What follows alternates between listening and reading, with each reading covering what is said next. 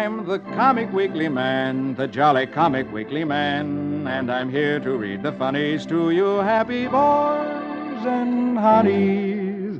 Yes, boys and girls, it's Comic Weekly time, and here I come right into your house to bring a little fun and happiness. Right out of the pages of Puck the Comic Weekly, straight into your living room, your friend, the Comic Weekly Man, the jolly Comic Weekly Man. Hello, hello, hello. Hello, hello, hello. Little Miss Honey, how are you today? I'm fine. That's fine. I'm fine, too. That's fine. Sounds like this is going to be a fine time. It will be if you have a fine joke. In the comics, we should find one. Goody. Please read me the funny. Puck the Comic Weekly, Yes. I will in just a moment. But before I do, let's listen to this nice man.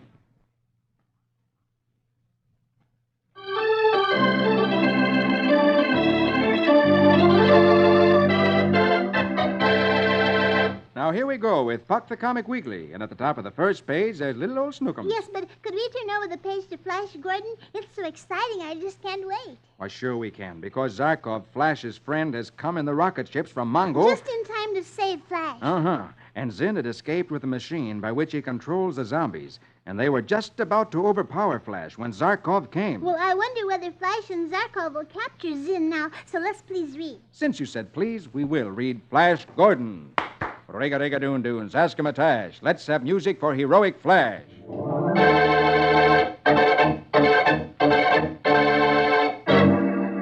Zarkov has seen Flash on the ground below and has landed his rocket ship to pick him up. Safe behind a ring of flame, Flash helps the rebellious Rubia into the rocket ship. Flash laughs. Zarkov, old man, you landed just in time. Zinn's zombies nearly got us. Quickly, they take off.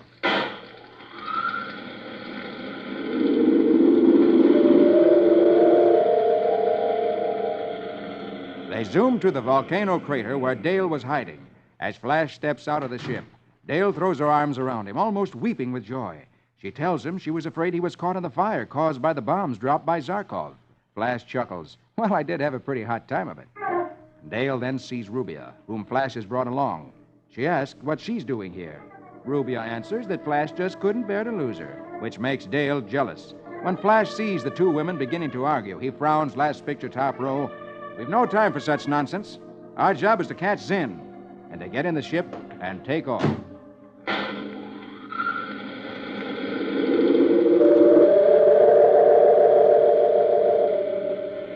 But the crafty Zinn, first picture, bottom row, is too deeply hidden inside the moon to be found. He controls his slave army through the autobrain, thinking for them, even seeing through their eyes when he chooses. He sneers to himself. Flash, you're searching in the wrong place. Then he sees that Flash is raiding his laboratory. But instead of preventing the men he controls with the machine from going within range of the dropping bombs, Zinn, reckless of human life, sends his robots to certain doom directly into the area where the bombs are dropping, hoping that one man will live long enough to get to Flash. But Flash from above in his rocket ship sees the poor men marching into the area and being killed, and he orders, "Don't shoot the poor fellows. We'll use coma smoke."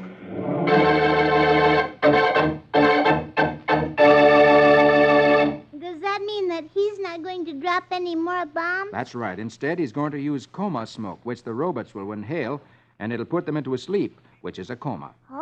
Oh, that's very nice of Flash. Yes, that's what I thought, too. Well, I wish he could find where Zinn is hiding and get him so no more of those men will be killed. Well, let's hope they find him next week. Well, now, how would you like to read Dick's adventures? Oh, I'd love to, because Dick has been with Paul Revere in the early days of America. And remember last week, he and Paul Revere made a fast ride on horseback to a town called Lexington. And do you remember they were yelling, "The British are coming, the British are coming," and the people got out of bed in their nightshirts. Yes, and right in the middle of this dream, Dick woke up. Well, maybe he'll go to sleep again and have another exciting dream. So let's read, because they're so exciting. Well, let's find out now. So here we go on page 3 with Dick's Adventures in Dreamland. And say the magic words with me. Rickety-pack, kazak, kazik. Let's have music for adventurous Dick.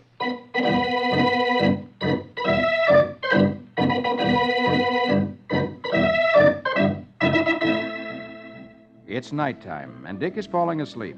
His father hears him mumbling and says, "I thought I just heard him say George Washington." And then Dick drops off to sleep. And in his dreams, he goes back,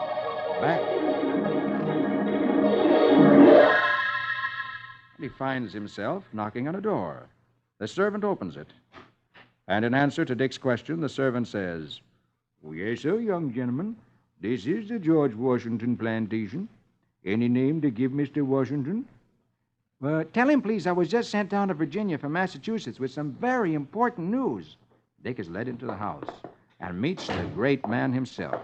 And last picture, top row, is telling George Washington, "Sir, the British regulars and the American Minutemen have fought their first battle. It started in Lexington on the 19th of April.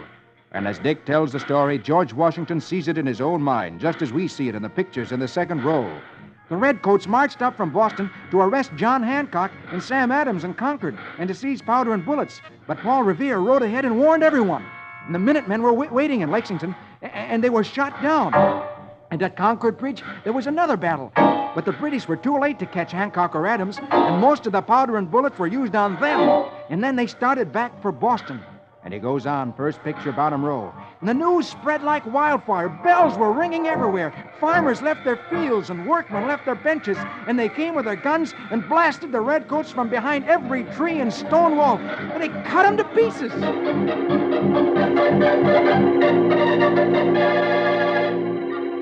And as Dick finishes telling his story, the servant comes into the room, followed by a tall, distinguished-looking man. The servant announces, "Mr. Thomas Jefferson to see you, sir." And as Dick sees the great Thomas Jefferson, the man who wrote the Constitution of the United States, one of America's greatest patriots, he exclaims, "Gosh!"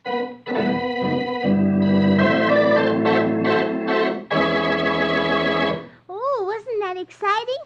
The Americans chased the British back. Very exciting, because the Americans were only farmers and the British were a large army. Yes. I wonder what Thomas Jefferson has come to see George Washington about. Next week, we'll find out. Oh, I can hardly wait. You know, there's so many famous men in this story. There's Paul Revere and George Washington and Thomas Jefferson. I wonder who else will be in this story. Well, if you'll be here every Sunday, maybe we'll find out. Oh, I certainly will. Oh, look, here's Rusty Riley right below Dick's adventure. Yes, he's back home safe and sound again after his exciting adventure, and he and Tex are talking about it. Oh, I'd like to hear what they're saying, so please read. All right, here we go with Rusty Riley. Gallop and run till the road is dusty. Give us music for his horse and Rusty.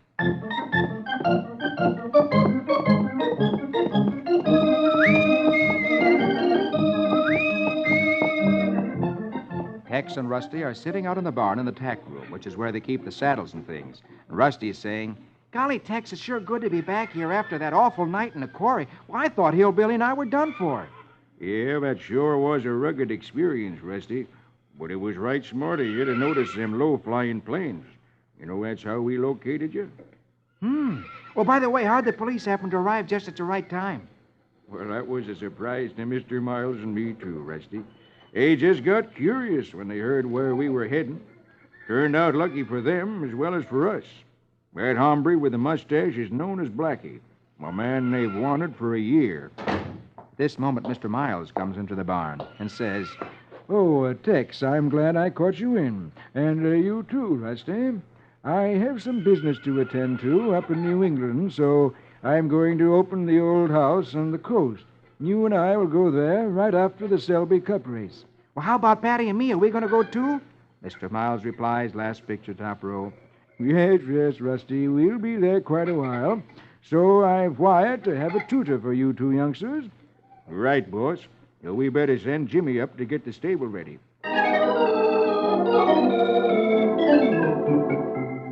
First picture, next row. As Rusty's packing, he asks his little friend, Patty, "Hey, have you ever been up there, Patty? Where is it?" Patty tells him that it's a wonderful place called Shark's Neck, and that he'll just love it, that there are boats and fishing and everything. Rusty's eyes light up at the thought of going to this wonderful place. Meanwhile, many miles away, on the New England coast, a cantankerous-looking old man called the Squire is reading the telegram he has received from Mr. Miles announcing that they're coming. And he says to himself, This telegram for Miles poses a bit of a problem. I might even say nuisance. Well, I better talk this over with the captain.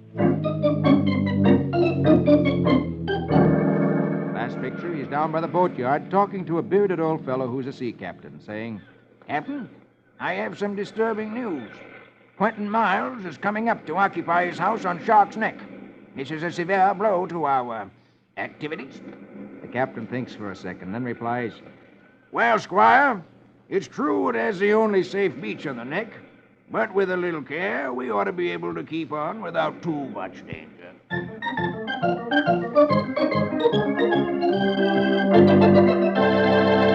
What does he mean? We ought to be able to keep on without too much danger. I think they don't want anybody to know what they're doing. Oh, do you think they're doing something bad?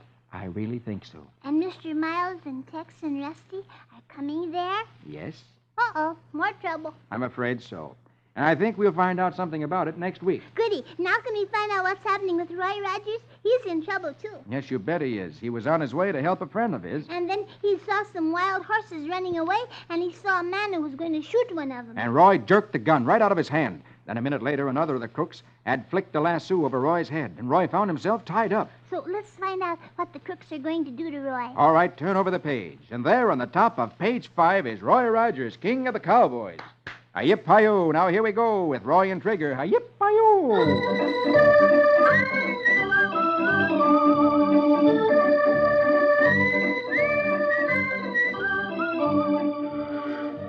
His hands bound behind him, Roy watches as Beaker, one of the crooks, lassos one of the wild horses, snags the rope around a tree and holds the horse steady while he says, All right, splice the lariats together, Shorty. This wild Mustang's gonna give Rogers a joyride. Shorty, Beaker's Mexican helper, ties Roy's feet to the end of the rope around the wild horse's neck, saying, This'll teach you to mind your own business for good. And they let the wild horse go, last picture top row. And he gallops off, dragging Roy on the ground behind him. Shorty shouts first picture next row. So long, Rogers. Watch out for the high spots. Ha! As the horse that is dragging Roy goes out of sight down the canyon, Beaker and Shorty mount their horses. Beaker says, third picture, second row, All right, let's get back to trailing that critter. We gotta get him before Chubby Walden does.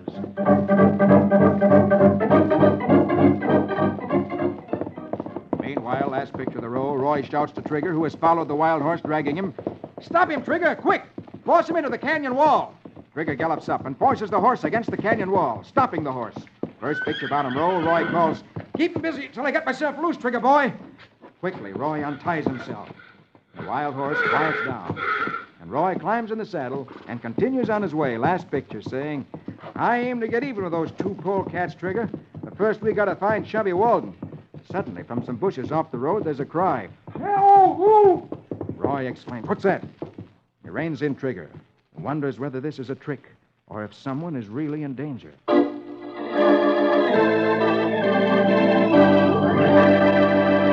Oh, do you think that it's someone in trouble? I'm afraid the only thing to do is to wait until next week to find out. Well, I hope that next week Roy does catch those two crooks and just fixes them good for what they did to him. I feel the same way, and I think he will. Good. Now, how would you like to read Donald Duck? Oh, I just love it, please. Very well, then, turn over the page, and there in the middle of page 7, under Barney Google and Snuffy Smith, is Donald Duckle, and I'll read him in just a moment. But first, here's that nice man again with something interesting to say.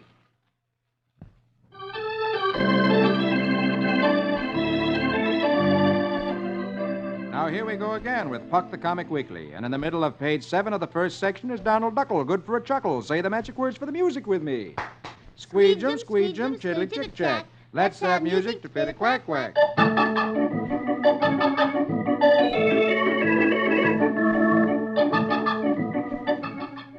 Donald turns on the radio, and a voice comes out.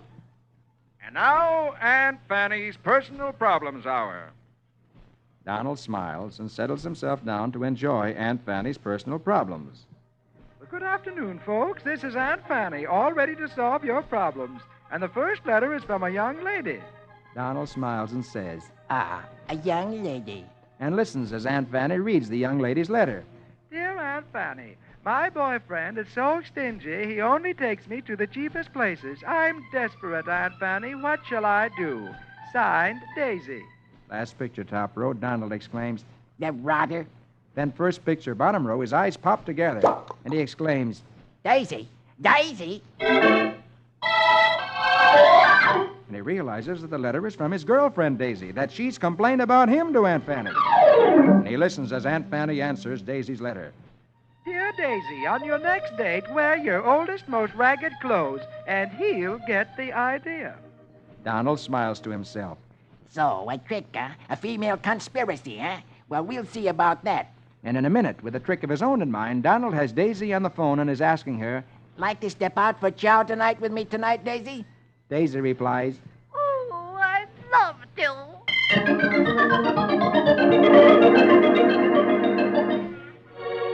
Last picture, Donald dressed in his very best clothes, and Daisy dressed in her very worst clothes, enter a beautiful high-class nightclub. Donald looks very pleased with himself, and Daisy looks very unhappy with herself. Oh, gee, what a problem. And when the waiter sees Daisy, he looks just like this.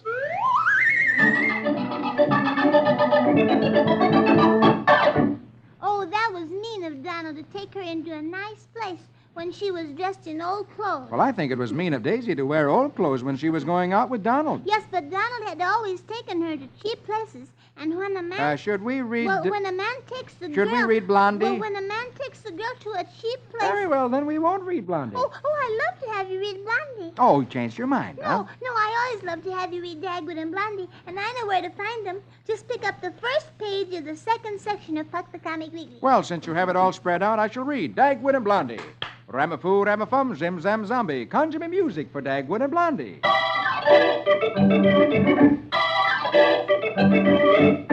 Herb Woodley's wife in her bathrobe has come over to Blondie's house, and she tells Blondie that Herb is working late, and she's scared to death in their house all by herself. Blondie says, Oh, you're welcome to sleep here, Tootsie. and upstairs they go. Blondie routs Dagwood out of bed and tells him, Dagwood, you go downstairs and sleep on the sofa so Mrs. Woodley can sleep with me. Dagwood climbs out of bed and goes downstairs. Last picture, top row, Dagwood settles down on the sofa. And he yells, Yo! Oh! The spring in this sofa is broken. It's cutting me to pieces. First picture, next row, Tootsie Woodley hands Dagwood a key, saying, Oh, here's our key, Dagwood. Go next door and sleep in our bed. A little later, Herb Woodley comes home, saying, Oh, man, I'm tired tonight. It's going to be good to get some sleep. He goes right upstairs, comes into the bedroom, turns on the light, and looks at the bed, and his hat pops off his head. He exclaims, Dagwood! and Dagwood says sweetly, Oh, yeah, your wife is sleeping over at our house with Blondie. By the time that Herb has gotten his pajamas on, Dagwood is sound asleep, making a terrible racket. Herb says angrily as he looks at Dagwood, I can't sleep with all that snoring. I'll go over to his house and sleep on his sofa. Over at Dagwood's house, Blondie and Tootsie, who have let Herb in, watch him as he settles down on the sofa. Blondie tells him, Herbert, you can't sleep on that sofa. It's broken. Oh, you're telling me. but Blondie solves the problem by saying, I'll go over to your house and sleep with Dagwood, and you two can sleep in our bed. But first picture, bottom row. No sooner have Herb and Tootsie settled down in bed, in Dagwood and Blondie's bed, than the 5 pups come into the room. Herb says, uh-oh, their pups are surprised to see us in Bombstead's bed. Suddenly, the dogs begin to howl. Last picture, Dagwood and Blondie stick their head out of Herb's window and yell, "Shut those dogs up or I'll call the police!" Herb and Tootsie stick their heads out of Dagwood's window and shout, "They're your pups!" And the pups stick their heads out of the window and howl and howl.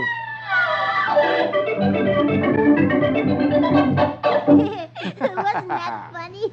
Everybody was getting in and out of bed and sofas, and then they finally end up with Dagwood and Blondie in Herb's house, and Herb and Tootsie in Dagwood's house. I think that's so funny. Yes, it certainly is. Well, now, how would you like to hear Uncle Remus and his Tales of Brer Rabbit? Oh, I'd just love to. Well, goody. Turn over the page past Jungle Jim and to the top of page 3. And here we go with Uncle Remus and his Tales of Brer Rabbit. Say the magic words with me. Hippity-hoppity, make it a habit to give us music for old Brer Rabbit.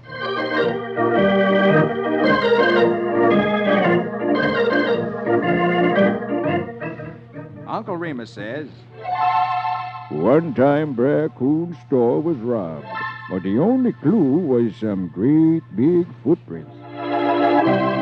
yes, Brer Coon's store had been robbed, and right out in front, leading away from the open door, are big footprints in the mud. Brer Coon is telling the sheriff and Brer Rabbit. Yeah, he busted in during the night, but he only took sweet stuff, candy and sugar. The sheriff looks to where the footprints lead and says, And the footprints stop at the edge of the brush. Brer Rabbit scratches his head thoughtfully as he looks at the prints and says, Now, who can wear shoes that big? and he thinks and thinks. Somewhat later, Brer Rabbit is out in the woods talking to two little lizards, and he's saying, All I ask you to do, Brer Lizards, is to scout through the brush around here and see if you can find a pair of big boots. and Brer Lizard replies, Well, I think I knows where them boots is. and they point over in the bush. And Brer Rabbit looks in the bush, and sure enough, he sees two big shoes under the bush. And as he takes them out, one lizard says, We see them here this morning.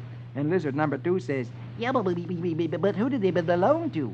and Brer Rabbit replies, I think I know who. and then Brer Rabbit has an idea. And by the time we skip to the next picture, Brer Rabbit has given the two little lizards some instructions. And he's putting one shoe on one lizard's back and the other shoe on the other lizard's back. And Brer Rabbit says, Now, you two boys do just like I told you. No matter where he goes, you just keep following him. and lizard number 1 says, You just sit back and do the looking. and lizard number 2 says, Yeah, but let's go. and down the road the two lizards go, carrying the shoes on their backs.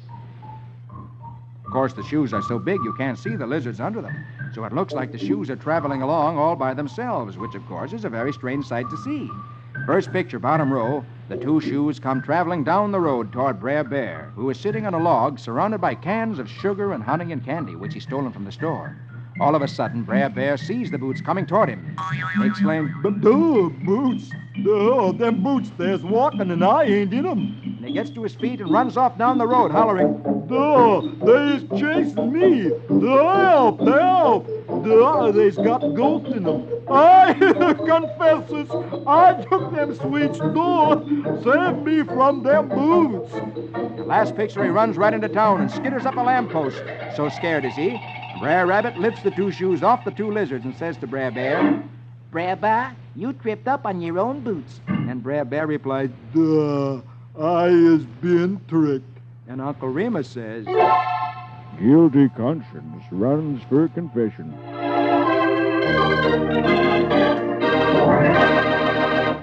Wasn't that a funny look on Brer Bear's face when he saw the two lizards coming toward him? Well, it certainly was, and I'm afraid Brer Bear's conscience got the best of him. Oh, I'm afraid so, too. I knew he was guilty. Well, now I'm afraid I'll be guilty if I don't read Prince Valiant to you. Yes, you certainly will be. Very well, then, turn over the page. Go past the Comic Weekly Club, which I'm sure you follow every day. Oh, yes, in the daily newspaper besides the Sunday paper. And go past the Lone Ranger, across the page, past Little Oh, Iodine. you don't have to turn all these pages. You just go to the right to the last page. That's where Prince Valiant is. Oh, yes, and here we are on the last page of the second section with Prince Valiant in the days of King Arthur. Hackett, Breckett, Gray Mulkin, and Quince. Music romantic for a fair, fair prince.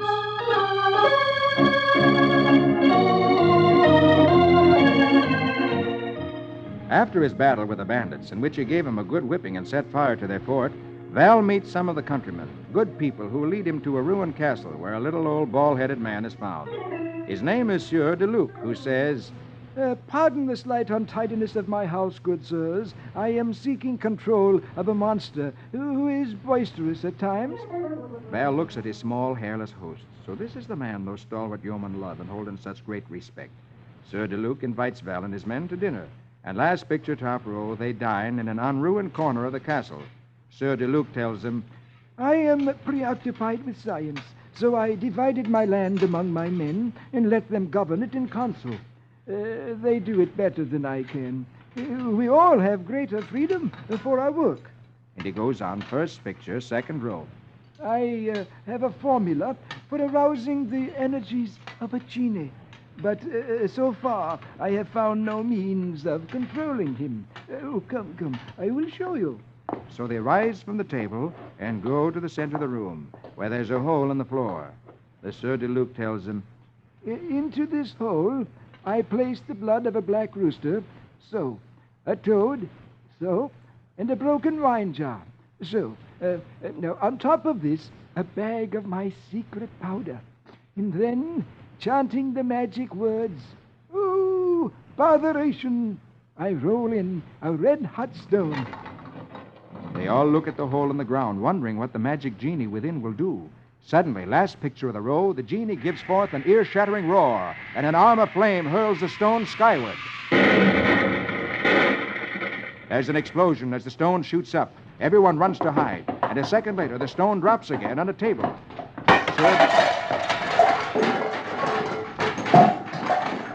The Sieur de Luc stands with folded hands, looking about him with a serene look on his face. First picture, bottom row. Val gets to his feet. But it takes much longer to get Eagle, Rufus, and young Arf to return from their hiding places where they had run in such a hurry. Last picture, as Val looks at the strange little man in amazement, the Sieur de Luc thumbs through a book as he looks at the castle, which he has ruined by his experiments, and he says, I am slowly reducing the formula. Next time, I shall leave out the toad.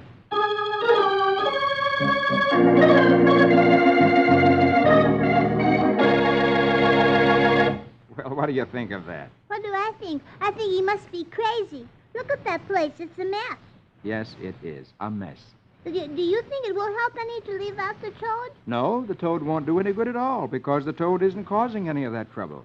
Well, then, why does he use it? Well, in the old days, people used to believe superstitious things, that by mixing up such things as toads and the blood of roosters and mumbling strange words that they could perform magic, but it never happened. No?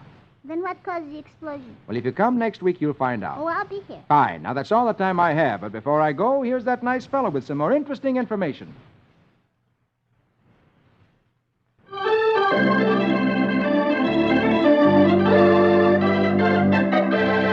Well, honey, and all your boys and girls have got to go now. All right, Mr. Comic Weekly Man, but I'll be waiting for you next week. Okay, that's a date, and a date with all you boys and girls. Be sure to meet me with our little friend Miss Honey next week when I read Puck the Comic Weekly. For I'm the Comic Weekly Man, the jolly Comic Weekly Man. I'll be back to read the funnies to you happy boys and honeys. Don't forget, boys and girls, see you all next week. Your friend, the Comic Weekly Man, the jolly Comic Weekly Man.